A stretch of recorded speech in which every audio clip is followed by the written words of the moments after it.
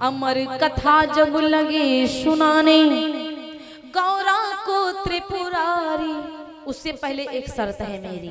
भोलेनाथ जी ने कहा आप कथा सुनोगी तो हुकारी भी भरोगी, ताकि हमको पता तो चले कि आप कथा सुन रही हो। तो कहा मेरी शर्त यही है कि जब आप कथा सुनोगी तो हुकारियां भरोगी। अब मैया हुकारी हूँ हाँ सब भरती थी और आधी कथा समाप्त हुई और आधी कथा में ही औंघा गई। और जब औंघा गई तो कथा सुनते सुनते वो अंडा का जो बच्चा था वो इतना बुद्धिमान हो गया, अंडा गया फूट।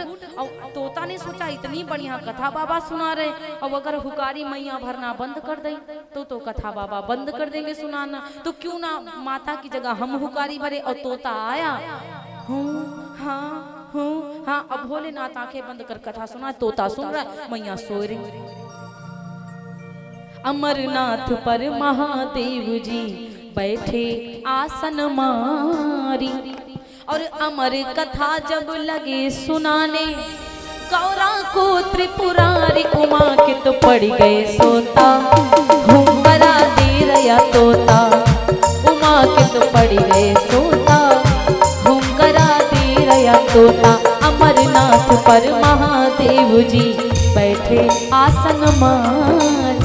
अमरनाथ पर महादेव जी बैठे आसन मार। अमर कथा जब लगे सुनाने भोला को त्रिपुरारी। उमा की तो पड़ गए सोता हुंकरा दे रहे तोता। उमा की तो पड़ गए सोता हुंकरा दे रहे तोता।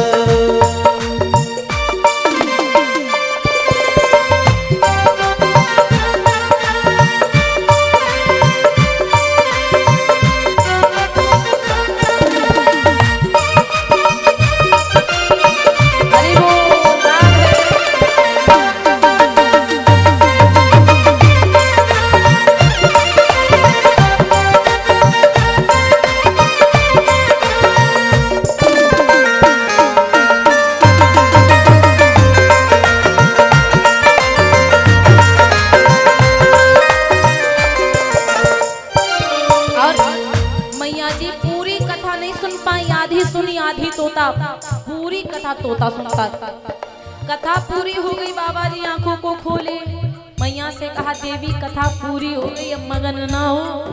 मैया ने कहा स्वामी कथा सुनाओ आगे क्या हुआ। बाबा कहते तुम्हारा दिमाग खराब हुआ है। मैंने पूरी कथा सुना दी। मैया ने कहा हो जब नींद से गौरा जागी अफसोस हुआ है भारी। जब नींद से गौरा जागी अफसोस हुआ है भारी।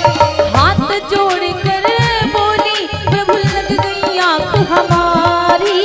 हाथ जोड़ कर बोली प्रभु लग गई आंख हमारी। अरे महाराज आधी कथा सुनी है हमने। भोलेनाथ जी ने कहा तो पूरी किसने सुन लिया। मैया कहती आधी कथा सुनी है हमने, आधी है बरकरार। उमा के तो पड़ गए सोता हुंकरा दे रया तोता। उमा के तो पड़ गए सोता हुंकरा दे रया तोता।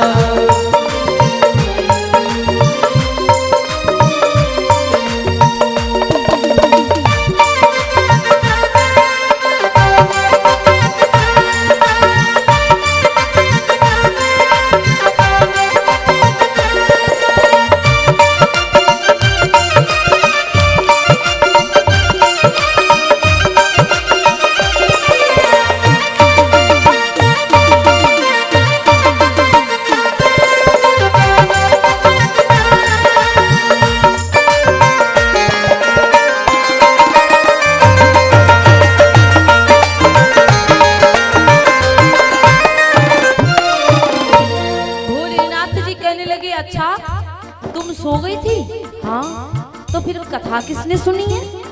अब तो मैया बड़ी घबरा गई स्वामी, हमें नहीं पता कि हुकारी कौन भर रहा था।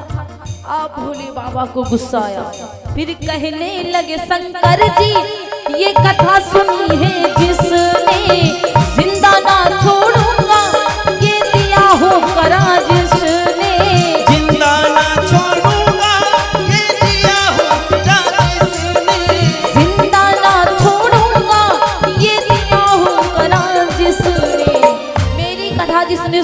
चोरी से, जान से मार दूंगा, उसको छोड़ूंगा नहीं आज। अब भैया तोता घबराया कि हाय दादा अगर जान गए हमको तो प्राण ले लेंगे। तोता भगा, जोर से भगा तोता। अरे आगे आगे तोता जावे,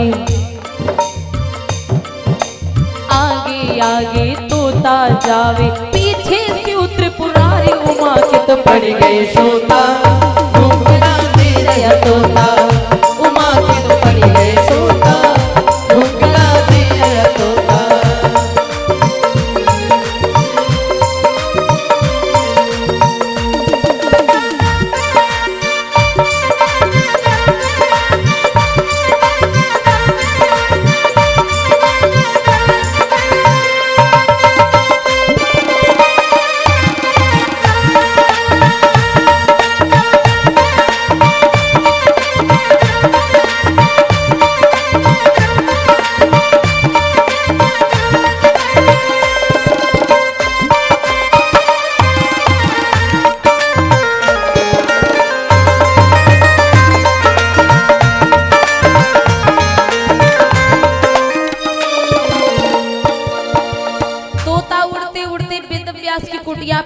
गया, उनकी पत्नी को जमुआई आ गई, तोता उनके मुख में चला गया। और जैसे उन पत्नी के मुख में गया, कहा जाता है उड़ते उड़ते तोता जब वेद व्यास घर आया, उड़ते उड़ते तोता जब वेद व्यास घर आया, वेद व्यास की पत्नी के गर्भ में जाए समाया, वेद व्यास की पत्नी के गर्भ में जाए समाया। उड़ते उड़ते तोता सब वेद व्यास घर आया, वेद व्यास की पत्नी के गर्भ में जाए समाया। और एक महीना 2 महीना 9 महीना नहीं, माँ के गर्भ में बेटा 9 महीना रहता है। 12 साल व्यतीत हो गए, वेद व्यास की पत्नी के गर्भ में 12 वर्ष तक के रहे। तब भोलेनाथ जी ने आशीर्वाद दिया कि तुम बाहर आओ, तुमको माया नहीं पकड़ेगी, तुम समाज को कथा सुनाना, तुम समाज को सुधारना, समाज में भागवत का प्रचार प्रसार करना, इसीलिए तुम्हारा जन्म हुआ है। और फिर नाम पड़ा सुखदेव जी उनका, बोलिए सुखदेव जी महाराज की। फिर नाम पड़ा सुखदेव जी उनका, लीला अपरंपार उमा के तो पड़ गए सोता, घूंघरा दे रहा तोता, उमा के तो पड़ गए सोता, घूंघरा दे रहा तोता।